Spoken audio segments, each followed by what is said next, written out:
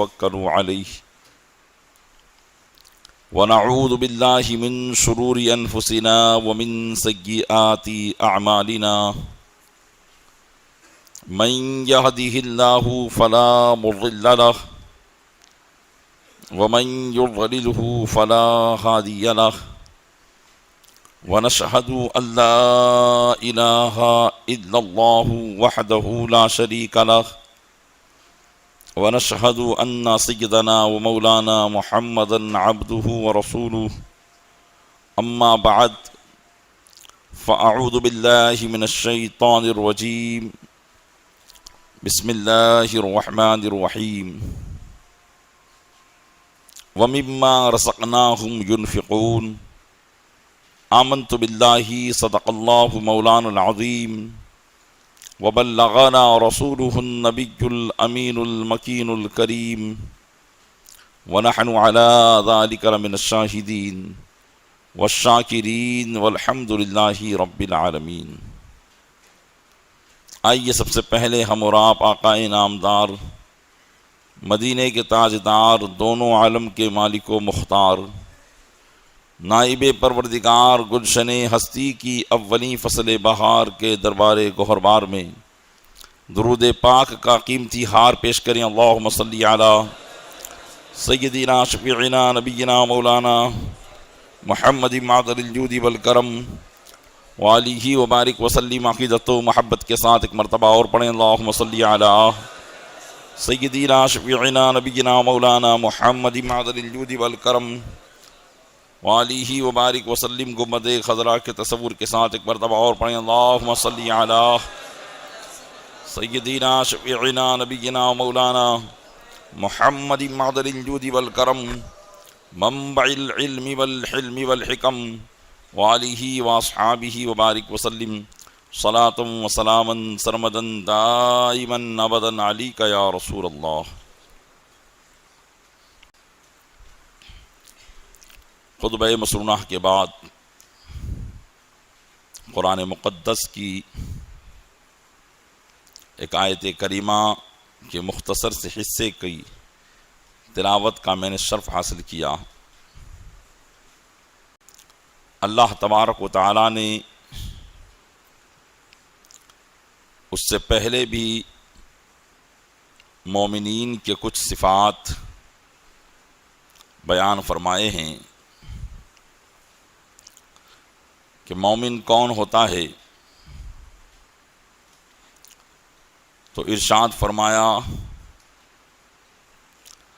الذین یؤمنون بالغیب، وہ لوگ جو غیب پر ایمان لاتے ہیں۔ غیب کیا ہے؟ جو چیز ہمارے سامنے نظر نہیں آتی اسی کو غیب کہا جاتا ہے، اور سب سے غیب الغیب اللہ عز و جل کی ذات پاک ہے کہ جس کو سوائے رسول اکرم نور مجسم صلی اللہ علیہ وسلم کے اس زندگی میں کسی نے نہیں دیکھا، وہ ان کے علاوہ سب کے لیے غیب۔ تو دوزخ اور عرش و کرسی، فرشتوں کا وجود، یہ ساری چیزیں غیب ہیں۔ ہمیں اپنے آقا صلی اللہ علیہ وسلم نے بتایا تو ہم نے مان لیا، ہم نے یہ مان لیا کہ یہ جو بھی بتایا جا رہا ہے یہ حق ہے، اور ہم نے اس پر کوئی دلیل نہ کی یا اس پر کوئی اعتراض نہ کیا۔ جو ان چیزوں کو بغیر کسی دلیل کے مان لے اسی کو یہ کہا جاتا ہے کہ وہ مومن بالغیب ہے، یعنی غیب پر ایمان لانے والا ہے۔ اور یہی ایک مسلمان کی تعریف ہے اور پھر مومن کی دوسری صفت بیان کی، وَيُقِيمُونَ الصَّلَاةَ، اور مومنین وہ ہیں جو نماز کو قائم کرتے ہیں۔ نماز کو قائم کرنے کا مطلب یہ نہیں کہ جماعت کھڑی کرنا، مطلب یہ ہے کہ جو نماز کو باقی رکھتے ہیں، پابندی کے ساتھ نماز پڑھتے ہیں، وہ ہے مومنین۔ اور آگے فرمایا وَيُؤْتُونَ الزَّكَاةَ، اور وہ زکوٰۃ ادا کرتے ہیں۔ وَمِمَّا رَزَقْنَاهُمْ يُنْفِقُونَ، اور ان مالوں میں سے جو ہم نے ان کو عطا کیا ہے وہ خرچ کرتے ہیں۔ یہ ساری صفتیں ایک مومن کی قرآن کریم کی ابتدا ہی میں بیان کر دی گئی ہے کہ مومن وہ ہوتا ہے جو غیب پر ایمان رکھنے والا ہوتا ہے،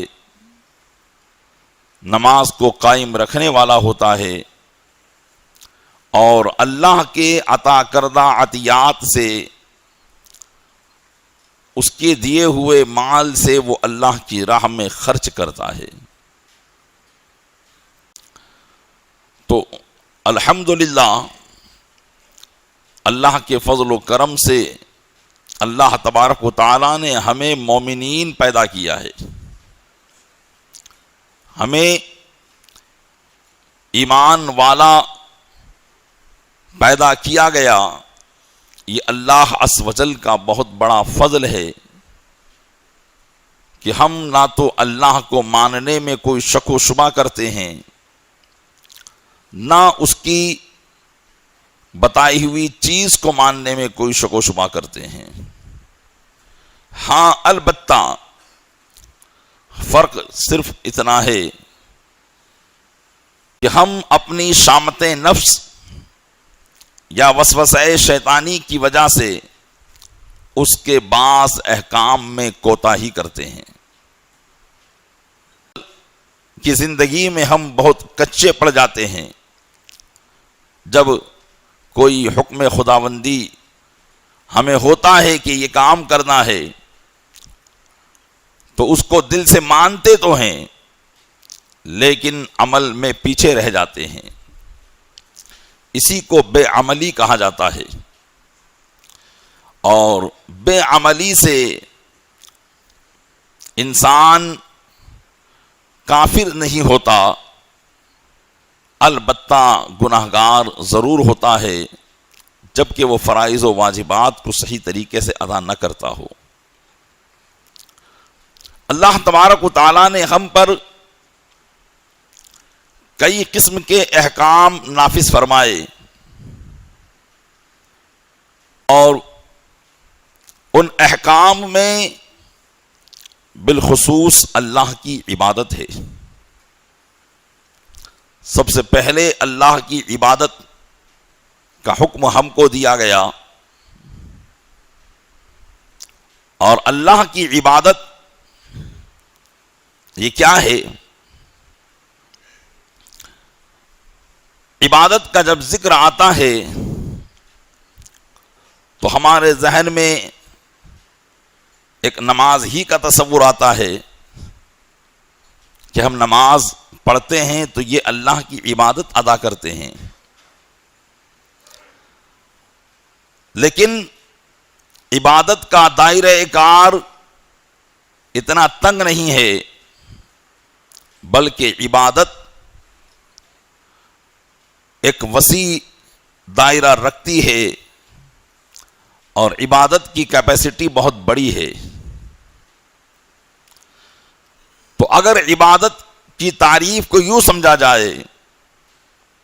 کہ ہر وہ کام جسے مسلمان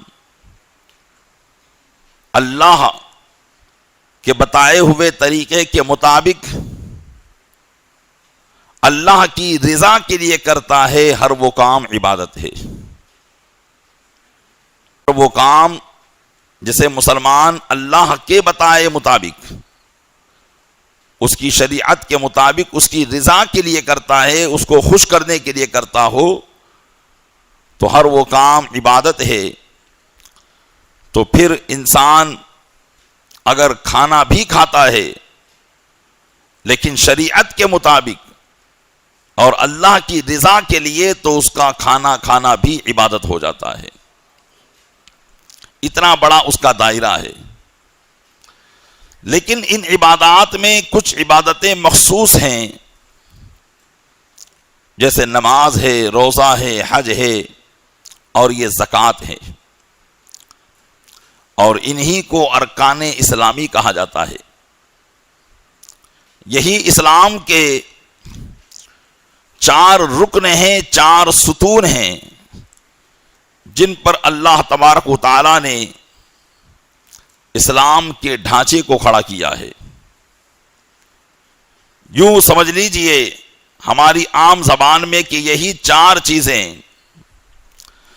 اسلام کے پلر ہیں، جن پر اسلام کھڑا ہے۔ اگر ان میں سے کسی ایک چیز کو بھی چھوڑ دیا جائے تو آدمی کے اسلام میں فرق پڑ سکتا ہے، جیسا کہ حضور اقدس نور مجسم صلی اللہ علیہ وسلم فرماتے ہیں کہ اللہ عز و جل نے اسلام میں 4 چیزیں فرض کی ہیں، جو ان میں سے 3 ادا کرے تو وہ اسے کچھ کام نہ دیں گی جب تک کہ پوری کی پوری 4 کو نہ بجا لائے۔ کہ وہ 4 چیزیں جو بتائی آقا علیہ السلام نے کہ نماز، روزہ، زکوٰۃ اور حج بیت اللہ ہے، یہ 4 چیزیں وہ ہیں جسے اللہ تبارک و تعالی نے مومن کے لیے اس کے ایمان کا ایک پلر اور ایک ستون قرار دیا ہے۔ ان 4 چیزوں میں سے کسی ایک کا بھی ترک، کسی ایک کو بھی چھوڑنا، یہ اسلام کے ناقص ہونے کی علامت ہے، اور ان میں سے کسی ایک کا بھی انکار انسان کو کفر کی طرف لے جاتا ہے۔ اللہ تبارک و تعالی مرتے دم تک ہمیں ان 4 چیزوں کے ساتھ قائم و دائم رہنے کی توفیق عطا فرمائے۔ جیسا کہ آپ کو معلوم ہے کہ انہی 4 چیزوں میں سے بالخصوص ایک عبادت اور ایک رکن اسلامی جسے زکوٰۃ کہا جاتا ہے، جس کے تعلق سے جمعہ رمضان میں بیان کی ترکیب کی جاتی ہے تاکہ اس رکن اسلامی کو بہتر انداز میں ادا کرنے کی کوشش کی جائے کہ اللہ تبارک و تعالی ہمیں اس میں کامیاب فرمائے، اور ہمارا یہ مال اللہ کی بارگاہ میں جمع ہو کر ہمارے مرنے کے بعد ہمیں ایک عظیم ثواب کی شکل میں عطا کیا جائے، کہ یقیناً یہ خرچ کرنا جو اللہ کی راہ میں ہوتا ہے اور اللہ کی رضا اور اس کے بتائے ہوئے طریقے کے مطابق ہوتا ہے، ہم ان کی حقیقتوں کو تو جانتے ہیں، ان کے فضائل کو بھی سنتے ہیں، لیکن ہو سکتا ہے کہ ہمارے دل میں حقیقی طور پر یہ بات نہ ہو کہ یہ فضائل جو ہم سن رہے ہیں کیا واقعی ہم کو ملیں گے یا نہیں ملیں گے۔ تو ایک بات ضرور دل میں بٹھا لینا چاہیے کہ اللہ تبارک و تعالی نے اپنے محبوب کے ذریعے اپنے بندوں سے جو بھی وعدہ کیا ہے، اللہ تبارک و تعالی اس وعدے کو ضرور پورا فرمائے گا، اور اس وعدے کی ایک جھلک تو جو انسان اپنے وعدے کو پورا کر کے اس دنیا سے جاتا ہے تو موت کے وقت ہی اس کو اس کے وعدے کے ثمرات دکھا دیے جاتے ہیں، اور فرشتوں کی جانب سے اسے خوشخبری سنا دی جاتی ہے، اسے خوشخبری دی جاتی ہے کہ جس وعدے کا تجھ سے وعدہ کیا گیا تھا یہی وہ چیز ہے جو آج تجھے دی جا رہی ہے۔ تو زکوٰۃ کے تعلق سے بھی ہمارے آقا صلی اللہ علیہ وسلم نے ہم سے کئی وعدے کیے کہ بالفرض یہ مال جو ہم نے اللہ کی راہ میں دیا، اب چاہے وہ دسیوں کی تعداد میں ہو یا لاکھوں یا کروڑوں کی تعداد میں، ہم یہ سوچتے ہیں کہ ہمارے مال میں سے اتنے مال کی کمی ہو گئی، لیکن حقیقت یہ ہے کہ ہمارے مال میں سے اتنے مال کی کمی نہ ہوئی، بلکہ ہماری اس زندگی کے لیے یہ مال جمع کر دیا گیا ہے۔ جیسا کہ امام بخاری اور امام مسلم اس حدیث کو حضرت ابو ہریرہ رضی اللہ تعالیٰ عنہ سے نقل کرتے ہیں، روایت کرتے ہیں کہ حضور اقدس صلی اللہ علیہ وسلم فرماتے ہیں کہ جو شخص کھجور برابر بھی حلال کمائی سے صدقہ کرتا ہے، اللہ کی بارگاہ میں کثرت کا مطالبہ نہیں ہے، اس کی بارگاہ سے، اس کی بارگاہ سے مطالبہ ہے خلوص کا اور رزق حلال کا، کہ جو رزق حلال کو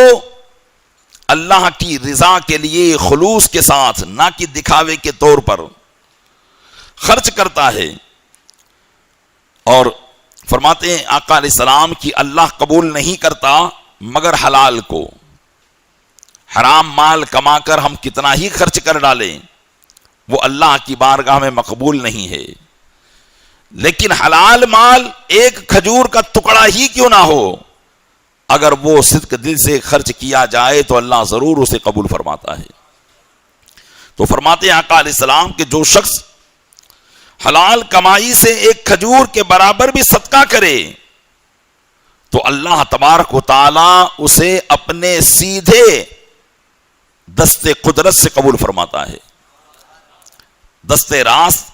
کا لفظ حدیث پاک میں آیا، دست راست یعنی سیدھا ہاتھ۔ اللہ تبارک و تعالی تو ہاتھ سے پاک ہے،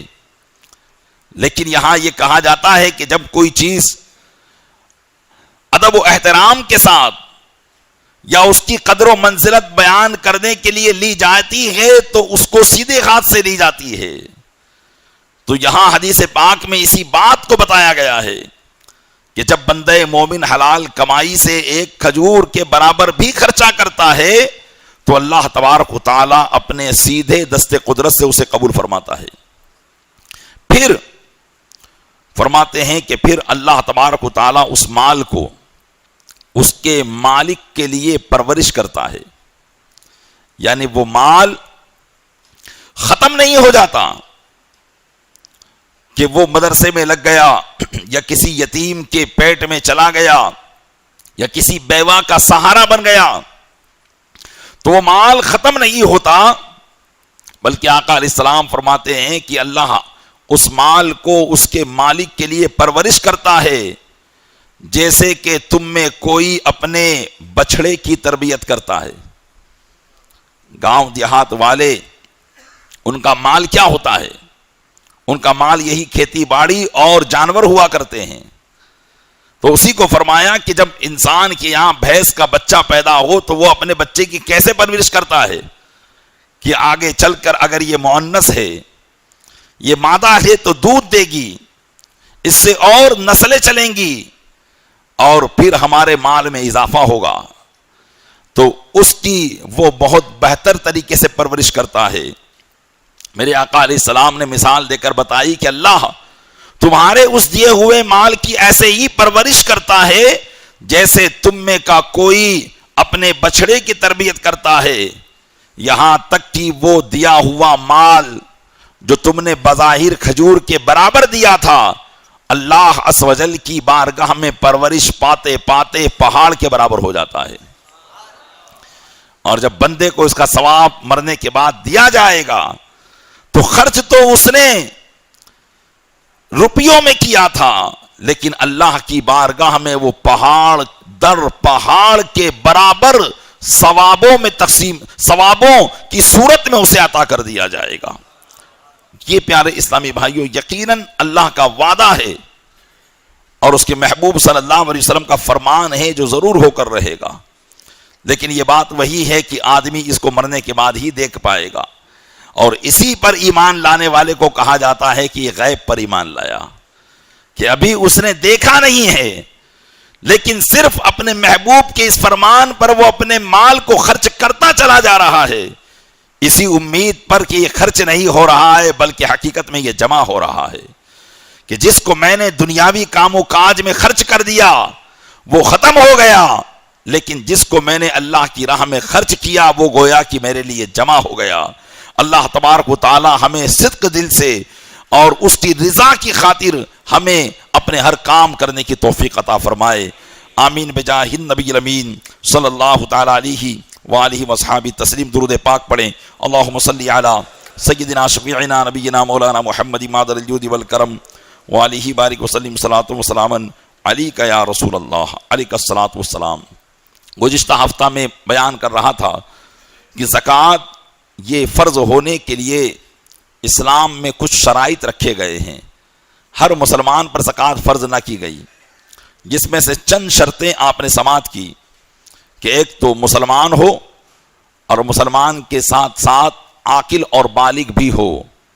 پاگل مجنون یا نابالغ لڑکے کے مال پر زکوٰۃ واجب نہیں ہوتی، یہ تین شرطیں، اور چوتھی شرط یہ تھی کہ آزاد ہو، اور پانچویں شرط یہ تھی کہ اس کے پاس اتنا مال ہو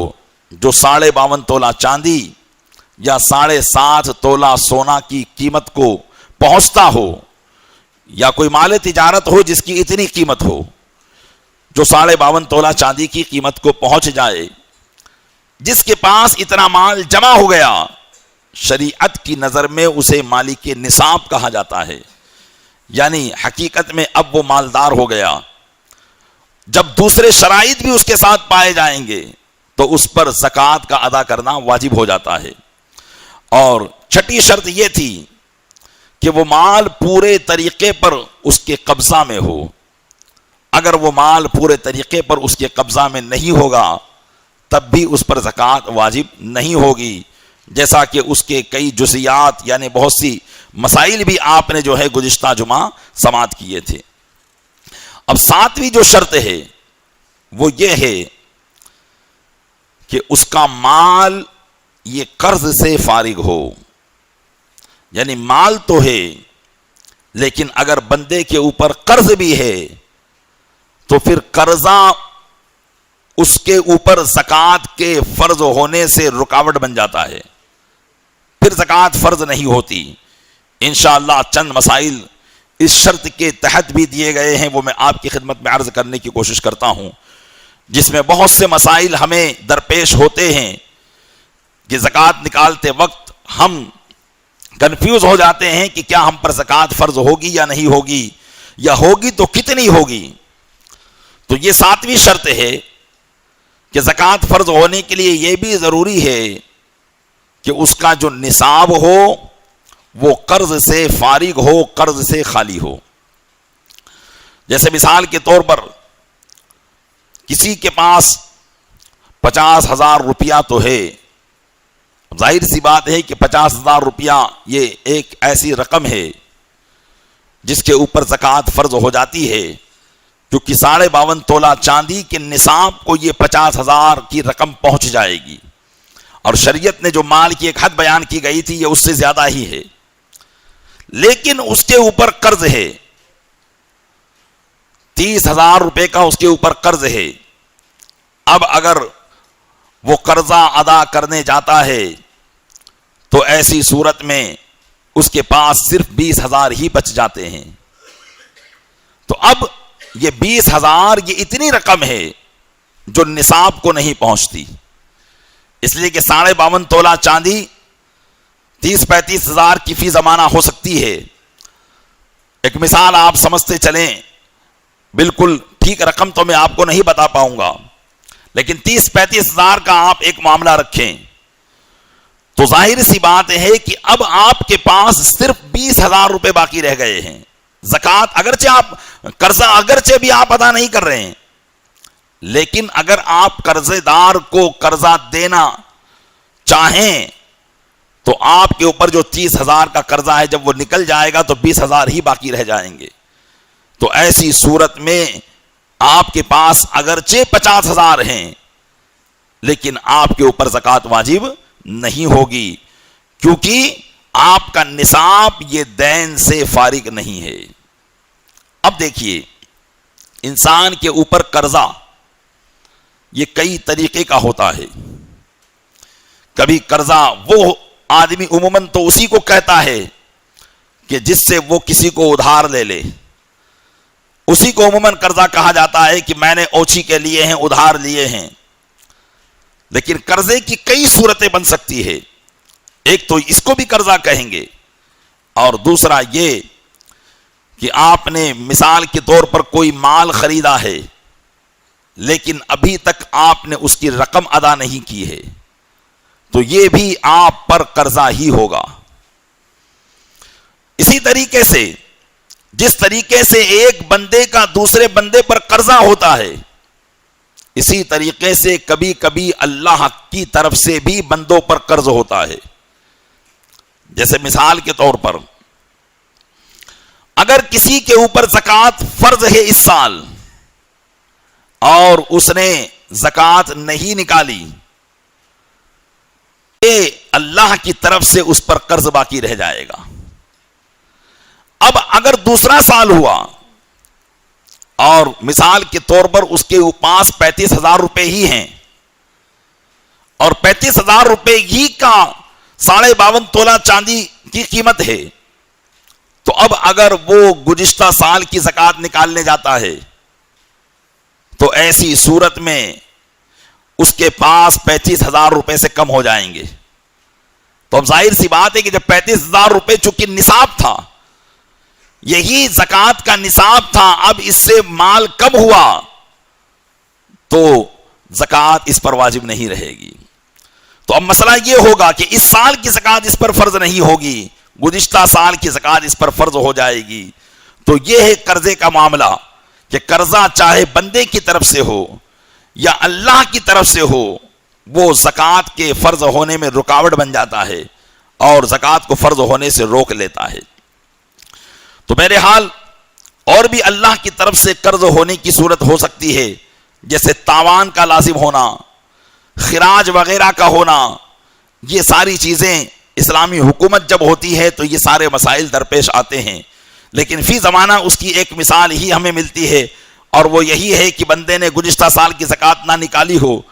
اور اس سال بھی اس پر زکوٰۃ فرض ہو رہی ہو، تو دیکھا جائے گا کہ گزشتہ سال کی زکوٰۃ کتنی ہے. زکوٰۃ نکالنے کے بعد اس کا مال نصاب کے برابر باقی رہتا ہے یا نہیں رہتا. اگر نصاب کے برابر باقی نہیں رہے گا تو اس سال کی زکوٰۃ فرض نہیں ہوگی، اس سال کی فرض ہو جائے گی. یہ مسئلہ بھی آپ ذہن میں رکھیں. لیکن آئیے، بندوں کا قرض بندوں پر، اس کی کئی مثالیں ہو سکتی ہے. جیسا کہ ہم نے بتایا کہ قرض اس کو بھی کہتے ہیں کہ آپ نے کسی سے ادھار لیا ہو، اور قرض اس کو بھی کہتے ہیں کہ آپ نے کوئی چیز خریدی ہو اور خریدنے کے بعد آپ نے ابھی تک اس کی قیمت ادا نہیں کی اور آپ کے زکوٰۃ ادا کرنے کا وقت آ گیا ہے اور وہ قرضہ ابھی آپ کے اوپر باقی ہے، تو یہ قرضہ بھی زکوٰۃ کے فرض ہونے سے رکاوٹ بن سکتا ہے یا زکوٰۃ کے مال میں کمی کو پیدا کر سکتا ہے. جیسے مثال کے طور پر کسی نے گھر خریدا اور گھر خریدنے کے لیے آدمی بسا اوقات گھر قسطوں پر لیتا ہے کہ یا تو بلڈر کی طرف سے ہی وہ قسط کر دی جاتی ہے یا آدمی لون پر اپنے گھر کو خریدتا ہے یا گاڑیوں کو خریدتا ہے. تو ایسی صورت میں اب دیکھا جائے گا کہ کیا وہ اس پر قرضہ ہے یا نہیں ہے، یا وہ قرضہ سارا کا سارا مانا جائے گا یا صرف ایک ہی سال میں جتنی قسطیں آتی ہیں وہ مانا جائے گا. بسا اوقات لوگ یہ بھی اس میں بھی کنفیوز ہوتے ہیں، کبھی ایک سال میں تو صرف اسے چند قسطیں جمع کرنی ہیں اور جس کے کچھ ہی روپے بنتے ہیں، تو کیا وہ پورا قرضہ شمار کیا جائے گا یا ایک سال کی قسطیں شمار کی جائے گی. تو علماء اس تعلق سے فرماتے ہیں کہ اگر کسی نے بینک لون لیا ہو یا ویسے ہی قسطیں اس کو مکان کی جمع کرنی ہو یا دکان یا کوئی گاڑی وغیرہ اس نے قسطوں پر لی ہو، تو ایسی صورت میں جتنا بھی پیسہ اسے کمپنی کو دینا باقی ہے یا جتنی بھی لون کی قسطیں باقی ہیں وہ ساری کی ساری نصاب سے منہا کی جائے گی، یعنی مائنس کی جائے گی۔ جیسے مثال کے طور پر کسی شخص کے پاس 50 لاکھ روپیہ تو ہے، موجود ہے اس کے پاس، اس کا سونا چاندی ملا کر، مال تجارت ملا کر 50 لاکھ روپے کی مالیت اس کے پاس بنتی ہے، لیکن اس نے کچھ لون اپنے گھر پر لے رکھے ہیں،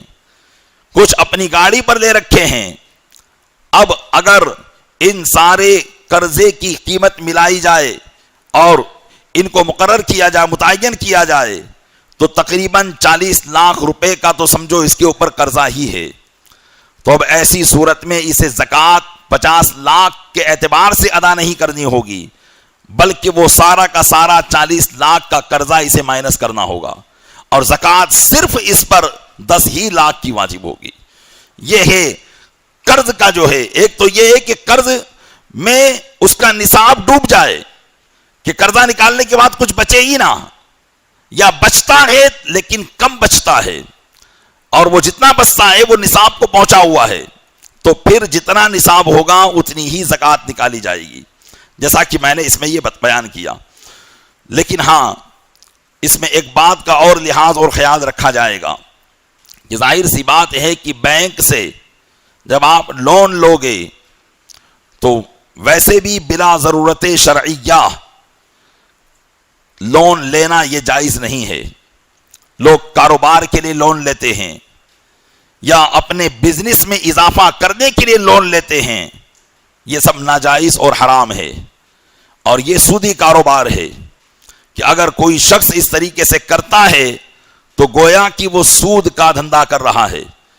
اور صرف ایسا نہیں کہ سود کھانا ناجائز ہے، بلکہ حدیث میں یہ ہے کہ جس طریقے سے سود کا کھانا ناجائز، اسی طریقے سے سود میں پیسہ بھرنا بھی ناجائز ہے۔ بعض لوگوں کا یہ خیال ہوتا ہے کہ ہم تو پیسہ بھر رہے ہیں، ہم تھوڑی کھا رہے ہیں، تو یہ دونوں ناجائز حرام ہے اور دونوں گناہ برابر ہے۔ لہذا بلا ضرورت شرعیہ بھی بینک وغیرہ سے اس طریقے کا لون لینا مسلمان کے لیے جائز نہیں ہے۔ لیکن اس کے باوجود بھی اگر کسی نے جرأت کی اور لون لیا تو یہ ظاہر سی بات ہے بینک کا اس پر قرضہ تو مانا جائے گا، لیکن قرضہ صرف اتنا ہی مانا جائے گا جتنے پیسے اس نے لیے ہیں، اس سے زائد پیسہ جو اس کو بھرنا ہے، جو سود کا پیسہ ہے، وہ قرضے میں شمار نہیں کیا جائے گا۔ جیسے کسی نے 20 لاکھ کی لون لی ہے، اب اس کو 25 لاکھ روپیہ بھرنا ہے، تو قرضہ صرف 20 لاکھ کا مانا جائے گا، 5 لاکھ روپے یہ اس پر قرض شریعت کے اعتبار سے نہیں ہوں گے، اس لیے کہ یہ 5 لاکھ روپیہ اس نے جو ہے جائز طریقے سے نہیں بھرنا ہے، شریعت کی کئی حدوں کو توڑ کر اسے بھرنا ہے۔ ایک آدمی جو اس کام کو کرنے میں بالکل جھجک محسوس نہیں کرتا اور وہ یہ سوچتا ہے کہ میں بہت اچھا کام کر رہا ہوں، وہ اس بات کو ضرور سوچیں کہ اس اچھے کام کرنے میں اس نے شریعت کی نہ جانے کتنی حدیں توڑ دی، اللہ و رسول کے نہ جانے کتنے فرمان کو اس نے فلانگ دیا ہے۔ تو ظاہر سی بات ہے کہ یہ سب کرنے کے بعد بھی اگر مسلمان پر مصیبت آتی ہے تو وہ پیچھے پلٹ کر دیکھے کہ اس نے گل کتنے کھلا رکھے ہیں، کیا اس کا ہر کام شریعت کے مطابق تھا، کیا ہر بات اس کی شریعت کے مطابق تھی۔ وہ اپنے کاروبار پر غور کر لے، وہ اپنی نماز اور روزے پر غور کر لے، وہ لوگوں کے ساتھ اٹھنے بیٹھنے پر غور کر لے، لوگوں کے ساتھ حسن سلوک پر غور کر لے۔ اگر یہ اللہ کی راہ میں خرچ کرنے کے بعد کسی پر تکالیف آ رہی ہو تو وہ ان باتوں پر غور کر لے کہ ضرور کہیں نہ کہیں اس کی زندگی اللہ و رسول کی نافرمانی میں مبتلا ہے۔ اللہ ارشاد فرماتا ہے وَمَا أَصَابَكُم مِّن مُّصِيبَةٍ فَبِمَا كَسَبَتْ أَيْدِيكُمْ جو بھی مصیبت تم کو پہنچتی ہے وہ تمہارے ہاتھوں کے کرتوت ہے، تمہارے گناہوں کے سبب وہ مصیبتیں تمہیں پہنچا کرتی ہے۔ وَيَعْفُو عَنْ كَثِيرٍ، لیکن اللہ بہت سے گناہوں کو تو معاف کر دیتا ہے۔ ان مصیبتوں پر تو تمہاری پکڑ نہیں کرتا، لیکن کبھی کبھی وہ تمہاری پکڑ کرتا ہے تاکہ تمہیں دنیا میں ہوش آ جائے۔ اس لیے کہ دنیا میں ہوش آنا یہ انسان کے لیے بہت غنیمت ہے، بعد اس کے کہ اسے موت کے وقت ہوش آئے۔ اس لیے پیارے اسلامی بھائیوں، یہ بات ذہن سے آپ نکال دیں۔ بہت سے لوگ یہ باتیں پوچھتے ہیں کہ اگر ہم لون لے کر کاروبار کو بڑھائیں گے نہیں تو مسلمان تو پیچھے رہ جائے گا۔ پیارے اسلامی بھائیوں، مسلمان کبھی اللہ و رسول کی نافرمانی کر کے وہ کبھی بھی آگے نہیں بڑھ سکتا ہے۔ اس کا آگے بڑھنا ہی اللہ تبارک و تعالی نے اپنے فرمان کے اندر پوشیدہ کر دیا ہے۔ مسلمان اسی وقت آگے بڑھ سکتا ہے جبکہ وہ اللہ و رسول کے فرمان پر عمل کرتا ہو۔ اس لیے اس بات کو آپ اپنے دل کی اتھاہ گہرائیوں میں اتار لیجئے کہ ہماری کامیابی اور ہماری ترقی چاہے وہ دین کے اعتبار سے ہو یا دنیا کے اعتبار سے ہو، وہ اللہ و رسول کی منشا اور رضا کے مطابق ہی ہو سکتی ہے۔ اللہ ارشاد فرماتا ہے وَأَنْتُمُ الْعَالَوْنَ إِن كُنتُم مُؤْمِنِينَ، تم ہی سر بلند رہو گے اگر تم مسلمان بن کر رہے، اور مسلمان بن کر رہنا یہی ہے کہ ہر وقت وہ شریعت اسلامیہ پر عمل کرتا رہے۔ درود پاک پڑھے اللہم صلی علی سیدنا شفیعنا نبینا مولانا محمد مادر الجود والکرم وآلہ وبارک وسلم صلاۃ و سلام علیک یا رسول اللہ۔ اسی طریقے سے جو ساتویں شرط ہے کہ نصاب دین سے فارغ ہو، تو اس کی ایک صورت تو میں نے یہ بتائی۔ دوسری صورت یہ ہے کہ کچھ قرض ایسے ہوتے ہیں جو میعادی ہوتے ہیں، یعنی مؤخر ہوتے ہیں، کہ جن کا مطالبہ نہیں کیا جاتا۔ جیسے مثال کے طور پر اس کی ایک موٹی سی مثال میں آپ کو دے دوں، وہ ہے بیوی کا مہر۔ اب یہاں تو فی زمانہ مہر بہت کم بنتی ہے، 2000، 2500، 5000 جو فوراً ادا کر دی جاتی ہے، لیکن مہریں زیادہ بھی ہوا کرتی ہے اور زیادہ بھی ہو سکتی ہے۔ جیسے 50,000، 1,00,000، 2,00,000 یہ بھی مہر ہو سکتی ہے، اور کم سے کم آج کے زمانے میں علماء فرماتے ہیں کہ کم سے کم 50,000 روپے تو مہر ہونی چاہیے۔ 50,000 روپے تو مہر ہونی چاہیے، کہ جس کے بہت سے فائدے ہیں۔ انشاءاللہ تبارک و تعالیٰ کبھی اس موضوع پر گفتگو کرنے کا موقع ملا تو اس کے فوائد کو بیان کرنے کی کوشش کروں گا۔ بہرحال لیکن مہر کی دو قسمیں ہوتی ہے، ایک ہوتی ہے مہر معجل اور ایک ہوتی ہے مہر غیر معجل، یعنی ایک وہ مہر جو فوراً ادا کر دی جائے۔ جب عورت اس بات کا اختیار دے دے، اس بات کو کہہ دے کہ مجھے فوری طور پر مہر چاہیے، تو مہر فوری ادا کرنا ہوگا۔ اور اگر عورت مہر کو مؤخر کر دے تو یہ مہر غیر معجل ہوگی۔ اب اس کا وقت یا تو طلاق کے ہونے کے وقت ہوتا ہے یا شوہر کی موت کے وقت ہوتا ہے، یہ ہے مہر غیر معجل۔ اب یہ مثال کے طور پر کسی شوہر پر اس کی عورت کا جو مہر ہے وہ 50,000 روپیہ ہے، تو یہ بھی قرض ہے۔ اب کیا اس قرض کو آپ کے مال سے مائنس کیا جائے گا یا نہیں کیا جائے گا؟ تو چونکہ یہ قرض میعادی ہے، دین میعادی ہے، اور دین میعادی وہ ہوتا ہے کہ جس کا مطالبہ نہ ہو، کہ فوراً اس کا مطالبہ نہ کیا جائے، تو ایسا قرض مائنس نہیں کیا جاتا ہے۔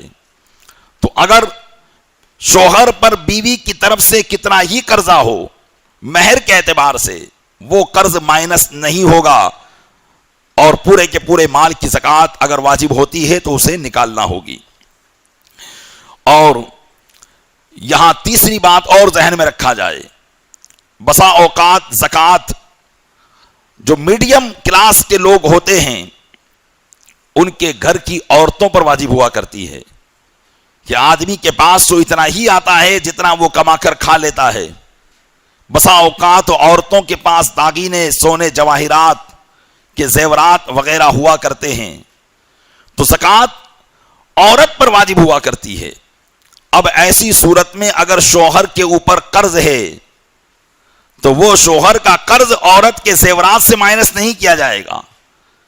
کیونکہ زکوٰۃ کی ادائیگی میں شوہر خود ایک مستقل ذمہ دار ہے اور عورت خود ایک الگ مستقل ذمہ دار ہے۔ یہ اور بات ہے کہ شوہر اپنی محبت میں اور اپنا ایک زندگی کا ساتھی سمجھ کر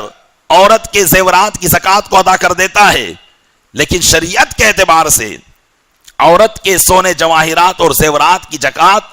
یہ شوہر پر واجب نہیں ہوا کرتی۔ تو اگر عورت کے پاس اتنا مال ہے، 2 لاکھ کا مال ہے مثال کے طور پر، لیکن شوہر کے پاس کچھ نہیں ہے، یا ہے لیکن اس کے اوپر 2-3 لاکھ کا قرضہ ہے، تو شوہر کا قرضہ بیوی پر زکوٰۃ کے واجب ہونے میں کچھ بھی اثر انداز نہیں ہوگا، بلکہ عورت پر زکوٰۃ واجب ہوگی اور شوہر پر زکوٰۃ واجب نہیں ہوگی۔ یہ 7ویں شرط جو نصاب کی تھی کہ وہی کہ دین سے فارغ ہونا۔ اگر مال آپ کے پاس ہے لیکن آپ کے اوپر قرضہ بھی ہے تو زکوٰۃ آپ پر واجب نہیں ہوگی، جس کی میں نے چند صورتیں بیان کر کے آپ کی خدمت میں پیش کرنے کی کوشش کی۔ درود پاک پڑھے، اللہم صلی علی سیدنا شفیعنا نبینا مولانا محمد مادر الجود والکرم وآلہ بارک وسلم صلاۃ وسلام علیک یا رسول اللہ۔ ایک اور مثال میں آپ کی خدمت میں عرض کر کے اپنی گفتگو ختم کروں۔ بہت سے لوگ کرائے کے مکان میں رہتے ہیں، اچھی زندگی گزارتے ہیں، جیسے فلیٹ لے لیا، کوئی بنگلہ لے لیا، اور اس طریقے سے وہ زندگی گزارتے ہیں، اور معاملہ یہ رہتا ہے کہ ان کے پاس جو ہے گھر خریدنے کے لیے یکمشت اتنی رقم نہیں ہوتی کہ جس سے وہ گھر خرید لے۔ تو گھر خریدنے کے لیے عموماً رقم جمع کی جاتی ہے، لوگ رقم جمع کر کے رکھتے ہیں کہ جب ایک ساتھ کچھ پیسہ ہو جائے گا تو ہم گھر خرید لیں گے۔ کیا اس جمع کی ہوئی رقم پر زکوٰۃ لگے گی یا نہیں لگے گی؟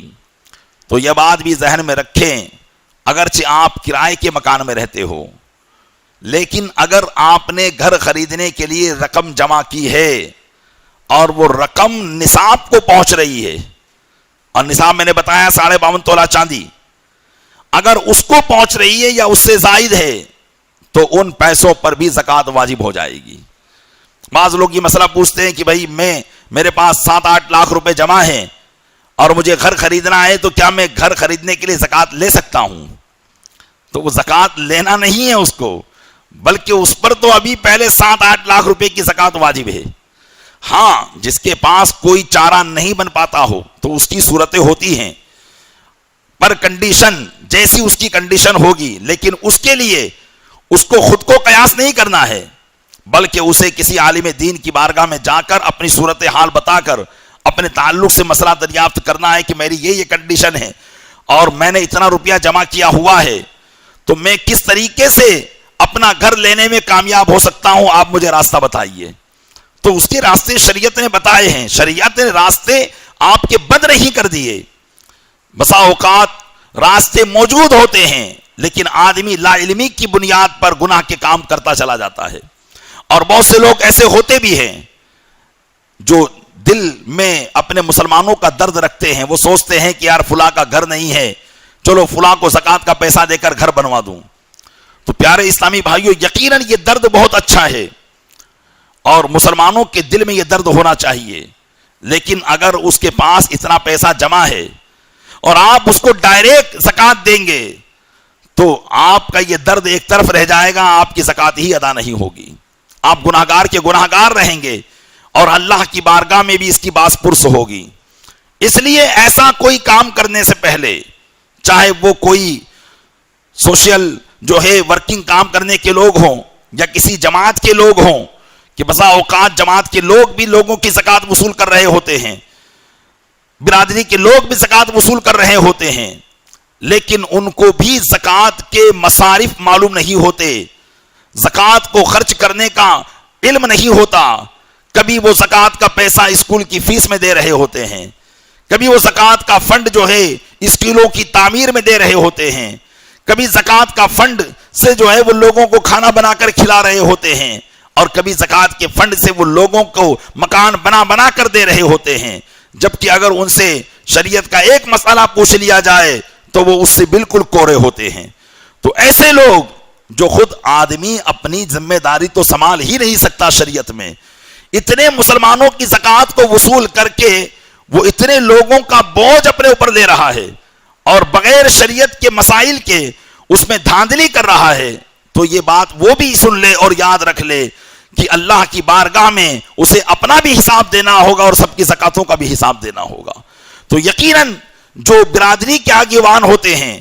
برادری کا بھلا سوچتے ہیں، یہ بہت اچھی بات ہے، لیکن پیارے اسلامی بھائیوں، زکوٰۃ یہ ایک ایسا فنڈ ہے جس کو اللہ اور رسول عز و جل و صلی اللہ علیہ وسلم نے اپنی منشا کے مطابق ہمیں خرچ کرنے کا حکم دیا ہے، ان کی چاہت کے مطابق ہمیں خرچ کرنے کا حکم دیا ہے۔ ہاں اگر آپ کو اتنا ہی شوق ہے تو ہم نے جہاں اپنی شادیاں لاکھوں میں کی وہی شادیاں ہزاروں میں کرتے اور ان لاکھوں روپے کو بچا کر ہم غریبوں کے گھر بنوا دیتے، ان للہ پیسوں سے، للہ رقم سے ہم ان کا کام کر دیتے۔ کیا ایک زکوٰۃ کا فنڈ ہی رہ گیا تھا کہ لوگوں کی مدد کے لیے جن کو ہم زکوٰۃ نہیں دے سکتے تب بھی ہم ان پر زکوٰۃ کا جو ہے پیسہ خرچ کرتے چلے جا رہے ہیں؟ اس لیے پیارے اسلامی بھائیوں، یقیناً یہ بات بہت اہمیت والی ہے۔ ہم یہ چاہتے ہیں کہ کچھ اپنے لیے اللہ کی بارگاہ میں جمع کر کے جائیں، کچھ اس زندگی کے لیے کر کے جائیں، لیکن اس زندگی کے لیے جمع اسی وقت ہو سکتا ہے جبکہ ہمیں اس زندگی کے لیے جمع کرنے کا طریقہ معلوم ہو۔ ارے بغیر طریقے کے تو ہم اس زندگی کے لیے جمع نہیں کر سکتے۔ کیا آپ کے پاس سیونگ کیسے کرنا ہے اس کا علم نہ ہو؟ کیا آپ پیسوں کی بچت کر سکتے ہو؟ اس کو حاصل کرنے کے لیے آدمی نہ جانے کیسے کیسے کورس کرتا ہے اور نہ جانے کیسے کیسے سی اے کے پاس جاتا ہے، لاکھوں روپے کی فیس اس کو دیتا ہے کہ یہ کام کرو اور اس میں کچھ بچت کر کے ہم کو دکھاؤ۔ پیارے اسلامی بھائیوں، آخرت کے ثواب کو بچانے کے لیے الحمدللہ علماء اہل سنت اس کام کو فی سبیل اللہ انجام دیتے ہیں۔ آپ سے کوئی فیس نہیں لی جائے گی کہ آپ اپنے مال کو آخرت کے لیے کیسے جمع کر سکتے ہیں، یہ مسائل شرعیہ آپ کو فی سبیل اللہ اور فری میں بتائے جائیں گے۔ حالانکہ اگر وہ چاہے تو وہ اس پر اپنی اجرت بھی مقرر کر سکتا ہے، لیکن یقیناً جس طریقے سے آپ کو مال جمع کر کے یہ شوق ہے کہ ہم اپنی آخرت کے لیے کچھ سرمایہ جمع کریں، اسی طریقے سے ایک عالم دین کا یہ شوق ہوتا ہے کہ میں بھی ان باتوں کو لوگوں کو بتا کر اپنے رب کی بارگاہ میں کچھ نہ کچھ اپنے لیے جمع پونجی کر کے رکھ لوں، تاکہ یہ ثواب اللہ کی بارگاہ میں پہاڑوں کی صورت میں مجھے عطا کیا جائے۔ کہ یقیناً یہ ایک بہت بڑی جو ہے نیکی کی بات ہے، اس لیے آپ اپنی زکوٰۃ کو ادا کرنے سے پہلے ضرور کسی عالم دین سے رابطہ کریں، مسائل شرعیہ کو پوچھیں، زکوٰۃ لینے والا بھی زکوٰۃ دینے والا بھی دونوں ان مسائل کا علم رکھیں اور پھر اس کام کو کریں، تو دیکھیے انشاءاللہ تبارک و تعالی ہمارے معاشرے کی غریبی دور ہو جائے گی، ماحول میں چینجنگ آتی چلی جائے گی اور لوگ بہتر طریقے سے کھانے پینے والے بن جائیں گے۔ اللہ تبارک و تعالی اپنے محبوب صلی اللہ علیہ وسلم کے صدقے میں ہمیں ان تمام باتوں پر عمل کرنے کی توفیق عطا فرمائے اور انہیں یاد رکھنے کی توفیق عطا فرمائے۔ آمین۔